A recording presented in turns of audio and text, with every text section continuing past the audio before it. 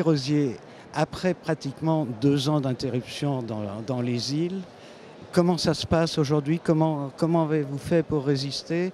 Et est-ce que vous comptez enfin pouvoir ouvrir la destination à tous les touristes? Alors la première réponse, c'est que pendant 2 ans, nous ne sommes pas restés inactifs. Nous avons beaucoup travaillé sur 2 axes. Le premier, c'était de comprendre, connaître les nouvelles tendances du tourisme, les nouvelles tendances, le nouveau portrait du touriste 2022. Et on a travaillé sur tous les marchés, soit le marché français, les marchés européens comme l'Allemagne, la Suisse et l'Angleterre, et puis bien sûr le marché américain et le marché canadien. On a obtenu beaucoup d'enseignements puisqu'on a récolté une masse considérable de données. On a revu aussi un peu nos angles en termes de ce qu'on appelle, aujourd'hui on parle de destination créative, de voyages expérientiels, d'émotions. On a créé une quantité de ce qu'on appelle des circuits inspirationnels. Wow. Et donc aujourd'hui, et puis on a travaillé beaucoup le digital. On a consacré en 1 an plus d'1 million d'euros sur le digital, sur des nouveaux outils, sur une refonte graphique, enfin sur des choses qui sont dans l'air du temps.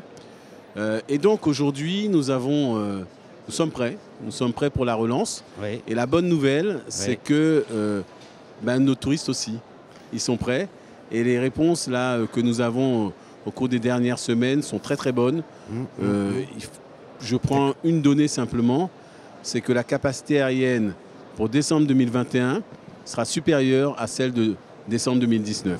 Bravo, bravo, ça c'est bien. Mais cependant, en ce qui concerne les conditions sanitaires et notamment ce couvre-feu qui risque un peu de pénaliser les touristes, vous pensez que ça va sauter bientôt? Oui, alors là on est vraiment sur la fin du dispositif. Vous savez, on a vécu un petit peu ce qu'a vécu la France, l'Hexagone en mars 2020, oui. C'est-à-dire une crise sanitaire forte, avec bien évidemment des conséquences importantes. Tout a été mis en œuvre pour pouvoir stopper cette crise. La vaccination a considérablement augmenté. Oui. Et bien évidemment, il y a eu une prise de conscience. Les gestes barrières sont aujourd'hui entièrement adoptés. Une prise de conscience qu'il fallait faire attention, tout simplement. Et on a mis en place d'autres choses. On a travaillé sur un label qui s'appelle Covid Free avec les professionnels du tourisme. Donc eux-mêmes vont être vraiment très, très organisés pour éviter toute contamination. Ce qui veut dire que... Et puis les dispositifs pris par l'État aussi sont importants puisque en venant en Guadeloupe, ça veut dire que vous êtes vacciné. Donc, problème est réglé.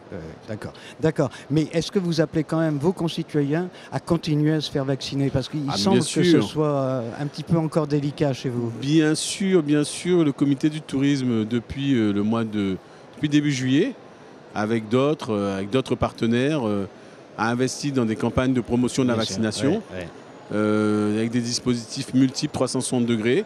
Et ça va continuer non seulement là dans les mois, les semaines et les mois qui viennent, mais nous ne sommes pas seuls. Aujourd'hui, nous sommes rejoints par beaucoup d'acteurs, par les collectivités locales. Et je crois que c'est un mouvement d'ensemble qui se produit en Guadeloupe et un mouvement bienfaiteur. D'accord. Donc, si je vous comprends bien, et pour conclure, on peut aller en Guadeloupe, passer l'hiver? Ah, bien sûr. Vous pouvez aller en Guadeloupe, passer l'hiver et profiter des 5 îles, profiter de Marie-Galante, profiter des Saintes, terre de haut, terre de bas, profiter de la Désirade, profiter de la Basse-Terre avec la Soufrière, les chutes du Carbet, et puis profiter bien sûr des plages de sable blanc de la Grande Terre. Eh bien, Monsieur Rosier, merci encore. Je vous en prie.